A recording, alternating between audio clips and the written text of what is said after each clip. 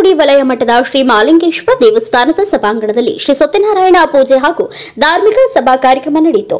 ಇಂದು ಹಿರೇಕೋಡಿ ಗ್ರಾಮದ ಶ್ರೀ ಮಹಾಲಿಂಗೇಶ್ವರ ಮಂದಿರದ ಸಭಾಂಗಣದಲ್ಲಿ ಹಿರೇಕೋಡಿ ವಲಯ ಮಟ್ಟದ ಸಾಮೂಹಿಕ ಶ್ರೀ ಸತ್ಯನಾರಾಯಣ ಪೂಜೆ ಮತ್ತು ಧಾರ್ಮಿಕ ಸಭೆಯ ಅಧ್ಯಕ್ಷತೆಯನ್ನ ಎಸ್ಕೆಡಿಆರ್ ಡಿಪಿ ಬೇಸಿ ಟ್ರಸ್ಟ್ ಚಿಕ್ಕೋಡಿ ಜಿಲ್ಲೆಯ ಶ್ರೀ ಆಜಿತಿಂಸ ಅಪ್ಪ ಸಾಹೇಬ್ ನಿಂಬಾಳ್ಕರ್ ಅವರು ಸಾಮೂಹಿಕ ಸತ್ಯನಾರಾಯಣ ಪೂಜೆ ಮತ್ತು ಕಾರ್ಯಕ್ರಮಗಳ ಮಹತ್ವವನ್ನು ತಿಳಿಸಿದರು.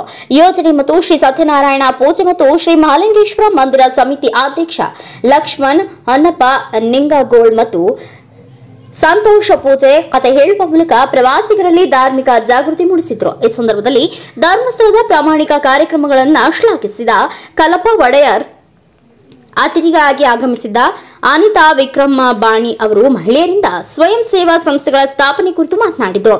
ಸದ್ಯ ಸೂರ್ಯಕಾಂತ್ ನಿಂಗಪ್ಪ ಚೌಗ್ಲೆ ಹಾಗೂ ತಾಲೂಕು ಪಂಚಾಯಿತಿ ಸದಸ್ಯೆ ಆಶಾ ಬಾಬಾ ಸಾಹೇಬ್ ಗೋಡಿಮನಿ, ಮುಸ್ಲಿಂ ಸಮಾಜ್ ಜಮಾತ್ ಅಧ್ಯಕ್ಷ ನಿಜಾಂ ಪಟೇಲ್ ಹಾಗೂ ಚಿಕ್ಕೋಡಿ 2 ಯೋಜನಾಧಿಕಾರಿ ಹರೀಶ್ ಪಾವಸ್ಕರ್ ಉಪಸ್ಥಿತರಿದ್ದರು.